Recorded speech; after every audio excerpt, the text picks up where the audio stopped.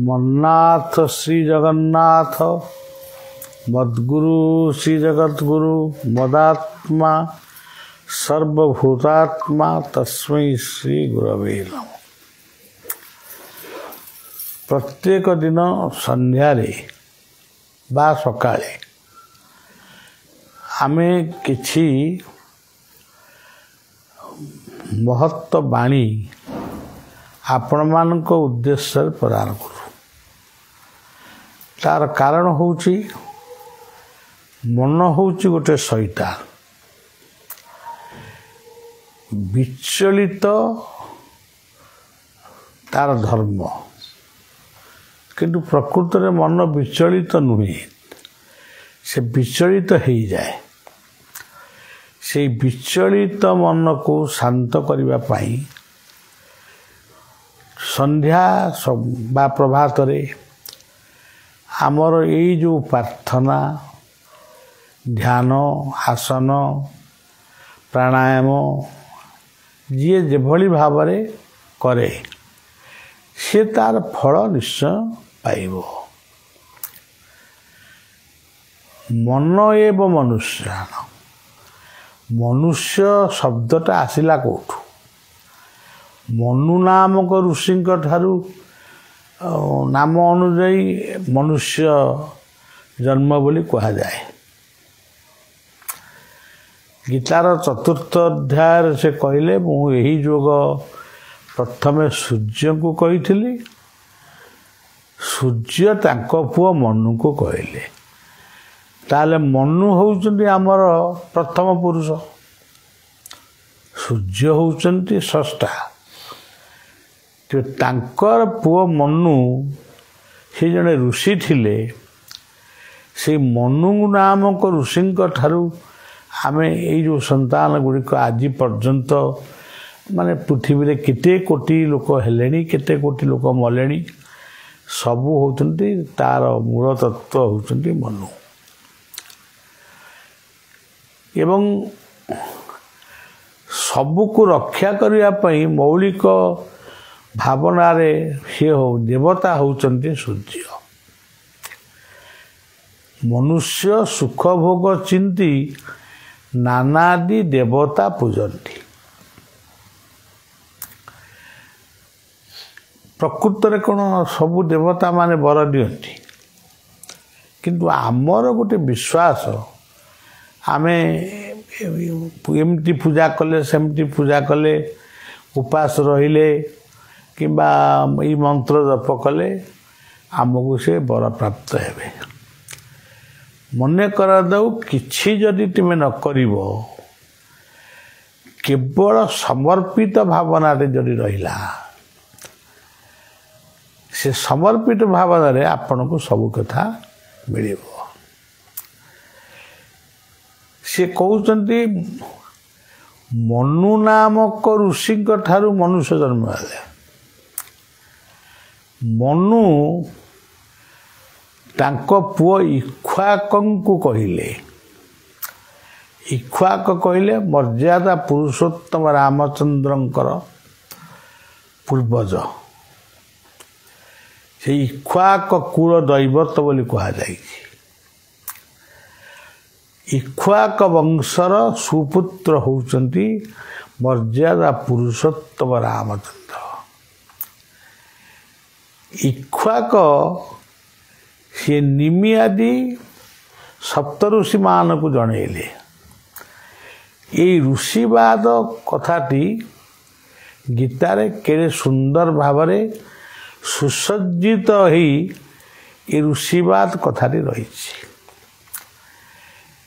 किंतु आमे आज गोत्र पचारे आमे राशि कहूँ, राशि पचारे आमे गाँ ना कहूँ, गोत्र भी आमे भूली जाऊँ।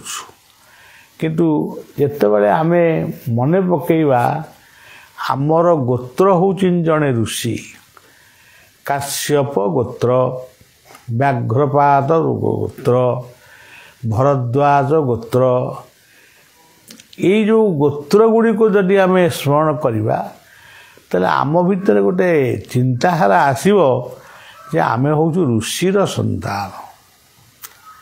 ଇଏ ପରମ୍ପରା ସନାତନ ଧର୍ମକୁ ଛାଡ଼ିଲେ ଅନ୍ୟ କୌଣସି ପରମ୍ପରାରେ ନାହିଁ। ଆପଣ ପଚାରନ୍ତୁ ଅନ୍ୟ ଧର୍ମାବଲମ୍ବୀ ଆପଣଙ୍କ ଗୋତ୍ର କ'ଣ, ସେ କିଛି କହିବେନି। ଗୋତ୍ର ପତ୍ର କିଛି ନାହିଁ। ତେଣୁ ଏଠି କହିବାର କାରଣ ହେଉଛି କ'ଣ ଯେ ସେମାନେ କନଭର୍ଟେଡ୍, ମାନେ ସନାତନ ଧର୍ମକୁ ଛାଡ଼ିକିରି କୌଣସି କାରଣରୁ ଅନ୍ୟ ଏକ ଧର୍ମରେ ପ୍ରବେଶ କରିଛନ୍ତି। ଏହା ନିଶ୍ଚିତ ସତ୍ୟ, ସେ ନ ମାନିପାରନ୍ତି। ଯିଏ ପ୍ରବର୍ତ୍ତେଇଛନ୍ତି ସିଏ ହୁଏତ ଜଣେ ଧର୍ମଯାଜକ ଧର୍ମ ପୁରୁଷ ହେଇଥିବେ। ତାଙ୍କ ପାଖରେ ଗଲେ, ତାଙ୍କ ପାଖକୁ କିଛି ନା କିଛି ସ୍ୱାଦ ପାଉଛନ୍ତି, କିଛି ବିଭୂତି ପାଉଛନ୍ତି। ସେଇ ଆଳରେ ସେମାନେ ଧର୍ମ ପରିବର୍ତ୍ତନ କଲେ। କିନ୍ତୁ ଆଜି ବି କେତେକ ମୁସଲମାନ ଭାଇମାନେ କହନ୍ତି ଆମେ ହେଉଛୁ ସନାତନୀ ମୁସଲମାନ। ଜଣେ ବଙ୍ଗଳାଦେଶର ମୁସଲମାନ କହିଲେ ବେଟା ମୁଁ ଜଗନ୍ନାଥ ଦର୍ଶନକୁ ଟିକେ ଯିବି। ମୋର ଗୋଟେ ଶିଷ୍ୟ ତାଙ୍କ ପାଖରେ ଚାକିରି କରୁଥିଲା। ସିଏ କହିଲେ ଆପଣ କ'ଣ ଜଗନ୍ନାଥଙ୍କ ଦର୍ଶନକୁ ଯିବେ? ନା ମୁଁ ଜଗନ୍ନାଥଙ୍କ ଦର୍ଶନ ଯିବିନି, କ'ଣ ହେଇଛି କି? ନା ଆପଣ ବା ମୁସଲମାନ।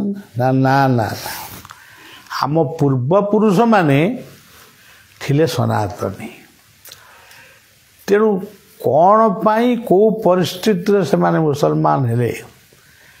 ଆଜି ଯେଉଁ ଲକ୍ଷ ଲକ୍ଷ ଖ୍ରୀଷ୍ଟିଆନ ମାନେ ଆଜି ଖ୍ରୀଷ୍ଟ ଧର୍ମ ଗ୍ରହଣ କରୁଛନ୍ତି, ତାଙ୍କୁ ଯଦି 50 ବର୍ଷ ପରେ କେହି ପଚାରେ ତମେ କ'ଣ ପ୍ରକୃତରେ ଖ୍ରୀଷ୍ଟିଆନ, ତା ଭିତରୁ ବହୁତ ଲୋକ କହିବେ ନା ନା ଆମର ମୂଳଟା ହେଉଛି ଆଦିବାସୀ ବା ହିନ୍ଦୁ। ସେ ହିନ୍ଦୁ ନ କହିପାରନ୍ତି, ସାରନା ବୋଲି କହିବେ। ଆମ ଧର୍ମ ନା ସାରନା, ଆମେ ସାରନା ଧର୍ମରୁ ସନାତନ ଧର୍ମକୁ ଖ୍ରୀଷ୍ଟିଆନ ଧର୍ମକୁ ଆମେ ଆଗେଇଛୁ। କାରଣ କ'ଣ? ଲୁଗା ପାଇଁ, ବହି ପାଇଁ, ଖାଇବା ପାଇଁ, ଏମିତିଆ ସବୁ ଲୋଭ ଦେଖେଇ ଧର୍ମକୁ ପରିବର୍ତ୍ତନ କରାଯାଉଛି। କିନ୍ତୁ ଆପଣମାନେ ଜାଣିଛନ୍ତି ଧର୍ମକୁ, ଏଇ ସନାତନ ହିନ୍ଦୁ ଧର୍ମକୁ ରକ୍ଷା କରିବା ପାଇଁ କେତେ ଯେ ସଂଗ୍ରାମ ଏଇ ଭାରତବର୍ଷ ଭିତରେ ହେଇଛି, ତା ଇତିହାସ ପଢ଼ିଲେ ଆପଣମାନେ ଜାଣିପାରିବେ। ତଥାପି ହିନ୍ଦୁ ବଞ୍ଚିଛି। ନିଜ ସ୍ୱାର୍ଥ ପାଇଁ ଜାତ ନୁହେଁ ହିନ୍ଦୁ, ବିଶ୍ୱ ହିତେ ତାର ପ୍ରତି ରକ୍ତ ବିନ୍ଦୁ। ତେଣୁ ହିନ୍ଦୁ ହେଉଛି ଗୋଟେ ସଂସ୍କୃତି, କିନ୍ତୁ ଆର ଧର୍ମ ହେଉଛି ଏଇ ସଂସ୍କୃତି। ହିନ୍ଦୁ ସଂସ୍କୃତିର ମୂଳଟା ହେଉଛି ସନାତନ ଧର୍ମ। ସନାତନ ଧର୍ମର, ସନାତନ ଶବ୍ଦର ଅର୍ଥ ହେଉଛି ଶୂନ୍ୟ। ଯେଉଁମାନେ କହୁଛନ୍ତି ଆମେ ମୂର୍ତ୍ତି ପୂଜା କରୁଛୁ, କିନ୍ତୁ ପ୍ରକୃତରେ ଦେଖିବାକୁ ଗଲେ ସେମାନେ ବି ମୂର୍ତ୍ତି ପୂଜା ଆମଠୁ ବେଶୀ କରୁଛନ୍ତି। କିନ୍ତୁ ଆମ ଧର୍ମର ନାଁଟା ଶୂନ୍ୟ। ଆମେ ମୂର୍ତ୍ତି ପୂଜା କାହିଁ କରିବାକୁ ଯିବୁ? ଆମର ଜଗନ୍ନାଥଙ୍କର ରୂପଟିକି ଆପଣମାନେ ଦେଖୁଛନ୍ତି, ତାଙ୍କ ଆଖି ଦୁଇଟି ଶୂନ୍ୟ। ତେଣୁ ଶୂନ୍ୟ ହିଁ ଆମର ଉପାସ୍ୟ। ଏଇ ହେଉଛି କଥା। ଆଜି ଧର୍ମ ଭିତରେ ବିଭେଦ ସୃଷ୍ଟି ହେବା ଫଳରେ ଆଜି ଆମ ସମାଜରେ, ଗୋଟେ ଭାରତବର୍ଷ ଗୋଟିଏ ଏଡ଼େ ମହାନ ଦେଶ, ଏ ଦେଶରେ ସବୁ ଧର୍ମ, ସବୁ ମତକୁ ଆମେ ସମ୍ମାନ ଦେଇ ଶିଖିବା। ଆମକୁ ଯେଉଁମାନେ ଶିଖେଇଥିଲେ ସେଇମାନେ ହିଁ ପ୍ରଥମେ ଭୁଲଟା ସେଇମାନେ ହିଁ କଲେ। ଆମକୁ କହିଦେଲେ, ମୁହଁରେ କହିଦେଲେ, କିନ୍ତୁ କିଛି ଶିଖେଇଲେନି। ଆଜି ସାରା ଭାରତବର୍ଷରେ ଆପଣ ଦେଖିବେ ଯେଉଁମାନେ ବିଖଣ୍ଡିତ ହୋଇ ଚାଲିଗଲେ ନୂଆ ନୂଆ ଦେଶ କଲେ ସେଇଟା ଅଲଗା କଥା। ଏ ପୁରୁଣା ଯେଉଁ ଦେଶଟା ରହିଲା ତା ଭିତରେ 50ଟା ଫାଙ୍କ, 50ଟା। ଆମ ଜାତୀୟ ସଙ୍ଗୀତରେ ମଧ୍ୟ ଫାଙ୍କ ଦେଖାଗଲା। ଦ୍ରାବିଡ଼ ଉତ୍କଳ ବଙ୍ଗ, ତାକୁ ଦ୍ରାବିଡ଼ିଆନ୍ ବୋଲି କରିଦେଲେ। ଆଜି ବି ସମୟ ଅଛି କ'ଣ ଟିକେ ସମ୍ବିଧାନକୁ ପରିବର୍ତ୍ତନ କରି ଆମେ କ'ଣ ସବୁ ଦେଶର ନାଁ ଟିକେ ଟିକେ ଦେଇପାରିବାନି? ଆମେ କରିଛୁ, ଆମ ପାଖରେ ସେ ଗୀତ ଅଛି, ମୁଁ ନିଜେ ଲେଖିଛି। ମୁଁ ତା ଅର୍ଥ ନୁହେଁ ମୁଁ ଦାବି କରୁଛି ଯେ ମୋରି ଲେଖାଟା ଗୃହୀତ ହଉ, ସେମିତି କିଛି ଦାବି ନାହିଁ। କିନ୍ତୁ ଏଇଟା ହେଲେ ଭଲ ହୁଅନ୍ତା।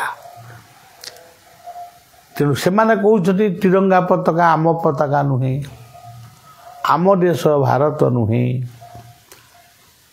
ଆମ ଦେଶ ହେଉଛି ଅମୁକ ଦେଶ। କିନ୍ତୁ ଏମିତିକି କହୁଛନ୍ତି ଯେ ମାରିକିରି ତାଙ୍କୁ ସବୁ ବାଘ ମୁହଁରେ ଦେଇଦିଅ। ପୁରା ଶୁଣିଲା ବେଳକୁ ଆମେ ତ ଆଧ୍ୟାତ୍ମିକ ରାଜ୍ୟର ଲୋକ, ଆମ ଦେହ ମୁଣ୍ଡ କ'ଣ ହେଇଯାଉଛି ଆଉ ସାଧାରଣ ଲୋକଙ୍କ ଦେହ କ'ଣ? କ'ଣ ହିନ୍ଦୁଙ୍କର ଦେହକୁ ତୁମେ ବାଘ ମୁହଁରେ ଦେବା ପାଇଁ ହିନ୍ଦୁ ଜନ୍ମ ହେଇଥିଲା? ତମେ ଯାହାକୁ ଇଷ୍ଟ ବୋଲି ଭାବୁଛ ସେ କ'ଣ ହିନ୍ଦୁମାନଙ୍କୁ ଜନ୍ମ ଦେଇନଥିଲା? ତାହେଲେ ସେ ଜନ୍ମ ଦେଲେ କାହିଁକି? ତାଙ୍କୁ ମନା କରୁନା। ତମର ଯିଏ ଇଷ୍ଟ, ତୁମେ ଯାହାକୁ ଇଷ୍ଟ ବୋଲି କହୁଛ ସେ ଇଷ୍ଟଙ୍କୁ ପାଖରେ ତୁମେ ପ୍ରାର୍ଥନା କରୁନା ଯେ ଜମା ବିଲକୁଲ ହିନ୍ଦୁ କେହି ଜନ୍ମ ନ ହୁଅନ୍ତୁ। ଆଉ ସିଏ ଆମକୁ ଜନ୍ମ ଦେବେ, ତମେ ଆମକୁ ମାରିକି ନେଇ ବାଘ ମୁହଁରେ ଦେବ? ଏଇଆ କ'ଣ ଧର୍ମ? ଧର୍ମ ଏକପୋତ ଗଢ଼ିଛନ୍ତି ବିଧି କରିବାକୁ ଏଇ ସଂସାର ବାରି। ଆଜି ଆପଣ ଦେଖିବେ ଆମେରିକା ଗୋଟେ ଏତେ ବଡ଼ ବିତ୍ତଶୀଳ ଦେଶ, ସବୁଠି ଗୋଟେ ତା ନିଜ ଦେଶକୁ ଚଳେଇବା ପାଇଁ ସବୁଠି ସେ ନିଆଁ ଲଗାଇ ଦେଉଛି। ଆରେ ନିଆଁ ଲିଭି ନେଇ ତା ଦେଶରେ ନିଆଁ ଲାଗିଲା, ଜଙ୍ଗଲ ଜଳୁଛି। ସେ ଜଙ୍ଗଲଟା ଜଳୁନେଇ ଯେ ଅମୃତ ଗୁଡ଼ାକ ଜଳି ଯାଉଛି, ଅମ୍ଳଜାନ ଜଳି ଯାଉଛି, ଏବଂ ଅଙ୍ଗାରକାମ୍ଳ ଗୁଡ଼ାକ ସବୁ ପୃଥିବୀ ଯାକ ବ୍ୟାପିଯିବ। ତେଣୁ ବଳିଆ ଏ ସମୟରେ କ'ଣ କରୁଛି? ମୋର ସବୁବେଳେ ମୋର ଯେତେ ଥର ଯେଉଁ ପ୍ରକାର ମୁଁ ପ୍ରାର୍ଥନା କରେ, ମୁଁ ଏଇ ଲୋକ ଦେଖାଣିଆ ପ୍ରାର୍ଥନା କରିପାରେ ନା। ମୁଁ ଚାଲ ବୁଲ କଥାଏ, କଥାବାର୍ତ୍ତା ହେଉଥାଏ। ମୁଁ ସେଇ ଜଙ୍ଗଲ ଉପରେ ଲକ୍ଷ୍ୟ ରଖିଛି, ସେ କେମିତି ଶୀଘ୍ର ଲିଭୁ। କାରଣ ଆମେ ଦି ଭାଇ ବାଣ୍ଟ ହେଲେ, ଏ ପାଖରେ ଗୋଟେ ଆମ୍ବ ଗଛ ପଇଲା, ସେ ପାଖରେ ଗୋଟେ ପଣସ ଗଛ ପଇଲା, ସେ ପାଖରେ ମଝିରେ ବାଡ଼ ପଇଲା, ପଣସ ପାଚିଲେ ଏପଟ ଭାଇକୁ ବାସିବ, ଆମ୍ବ ପାଚିଲେ ସେପଟ ମଧ୍ୟ ବାସିବ। ତେଣୁ ପୃଥିବୀରେ ଯେଉଁଠି ବି ଯେଉଁ ବିପଦ ପଡ଼ିବ, କେବେ ବି ସେ ବିପଦ ପଡ଼ୁଛି। ଶତ୍ରୁ ଦେଶ ହେଲେ ବି ଗଛ କାହାର ଶତ୍ରୁ ନୁହେଁ, ଜଙ୍ଗଲ କାହାର ଶତ୍ରୁ ନୁହେଁ, ପାଣି କାହାର ଶତ୍ରୁ ନୁହେଁ, ଆକାଶ କାହାର ଶତ୍ରୁ ନୁହେଁ, ମାଟି କାହାର ଶତ୍ରୁ ନୁହେଁ, ଅଗ୍ନି କାହାର ଶତ୍ରୁ ନୁହେଁ। ତେଣୁ ଶତ୍ରୁଟା ଭାବରେ ତାକୁ ମାନେ ଶିକ୍ଷା ଦେଉଛନ୍ତି। ଅଗ୍ନି ଲଗେଇ ଦେଇ କୌଣସି ଏକ ଆତଙ୍କବାଦୀ ସଂଗଠନ ହେଉ ବା କୌଣସି ଖଳ ପ୍ରକୃତିର ମଣିଷ ହେଉ ବା ଇର୍ଷୁକ ମଣିଷ ହେଉ, ତାକୁ ଲଗେଇ ଦିଆହେଇଛି, ସେ ଲିଭୁନି। ଆମେରିକା ଭଳି ଦେଶରେ ଜଙ୍ଗଲ ଜଳୁଛି, ତାକୁ ଲିଭେଇ ପାରୁନାହାନ୍ତି। ଏଇସବୁ ହେଉଛି କଥା। କେବଳ ଜନ୍ମାନ୍ତର ବା ଦିବ୍ୟ ଜନ୍ମ ମନୁଷ୍ୟ ଜନ୍ମକୁ ବ୍ୟର୍ଥ କରାଉ।